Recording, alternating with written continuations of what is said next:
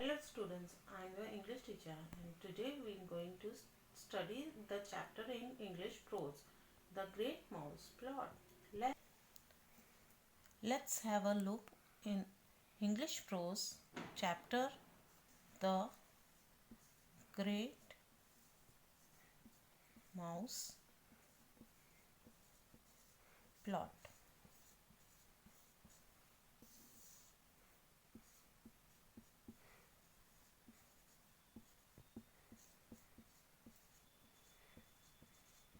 Let's do reading first. The Great Mouse Plot. My four friends and I had come across a loose floorboard at the back of the classroom. When we prized it up with the blade of a pocket knife, was discovered a big hollow space underneath. This we decided would be our secret hiding place for sweets and other small treasures such as conkers and money nuts and the bird's eggs. Every afternoon, when the last lesson was over, the five of us would wait until the classroom had emptied. Then we would lift up the floorboard and examine our secret hoard, perhaps adding to it or taking something away.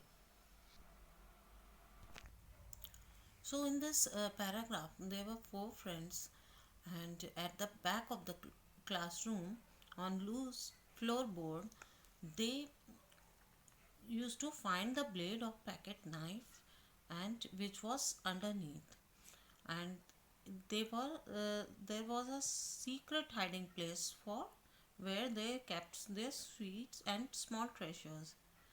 So when there was in every afternoon, when the class was over, they all five of them used to go and examine that secret hoard. Now, next, one day when we lifted it up, we found a dead mouse lying under our treasures. It was exciting discovery.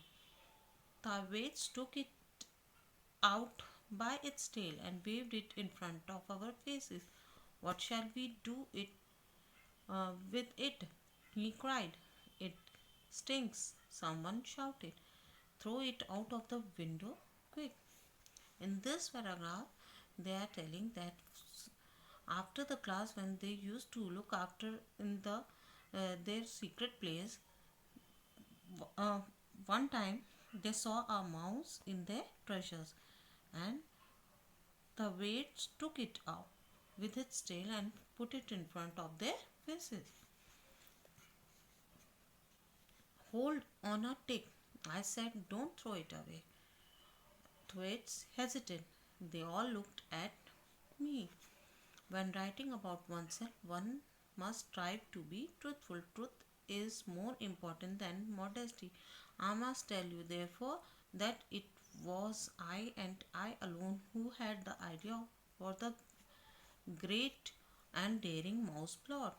We all have our moments of brilliance and glory, and this was mine.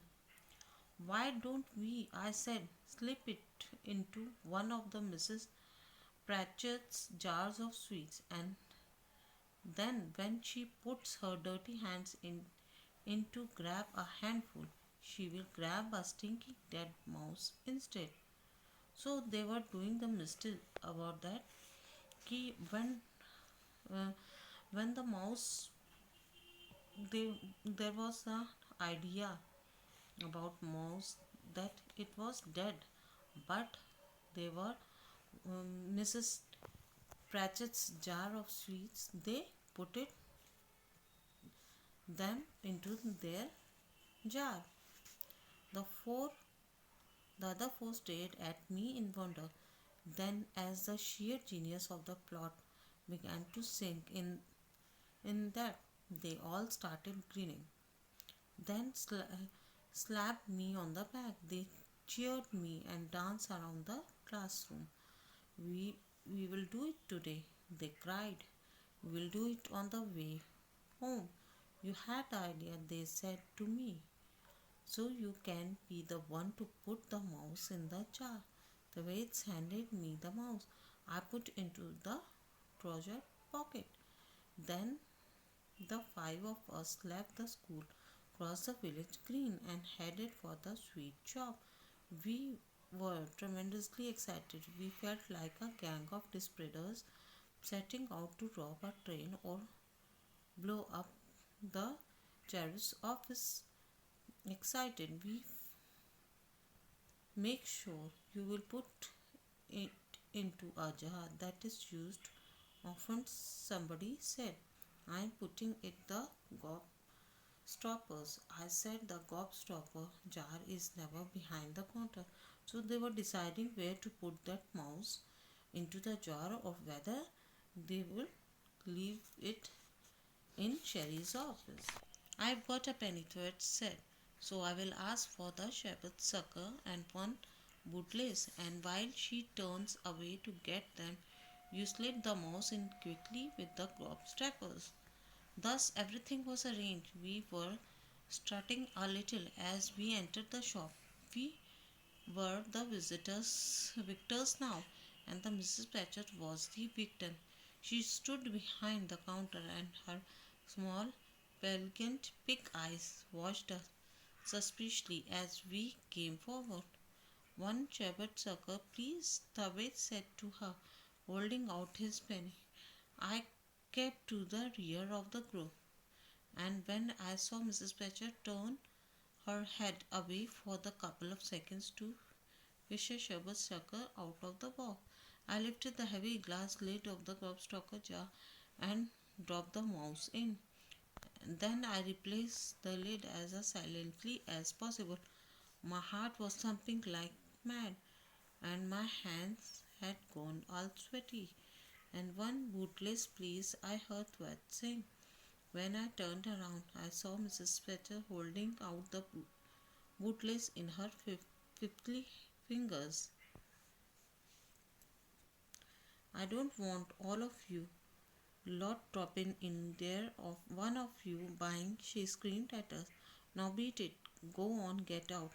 As soon as we were outside, we broke into a run. Did you do it? They shouted at me. Of course I did, I said. Well done, you, they cried. What a super show. I felt like a hero. I was hero. It was marvelous to be so popular. Now in this, again he was doing the mischief and he put out from that jar. So this chapter was written by author Rohal Dahil. So students, that's all for today. And before leaving, I will going to give you some homework. Please find out the difficult words from this chapter and make the sentences of the difficult words.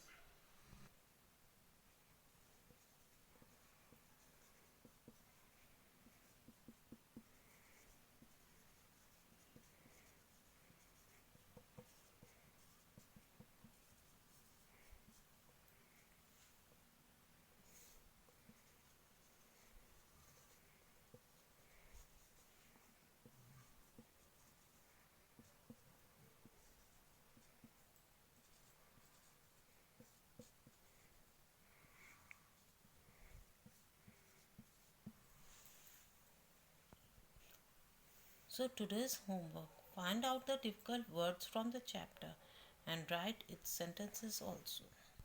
So that's all for today. Goodbye students.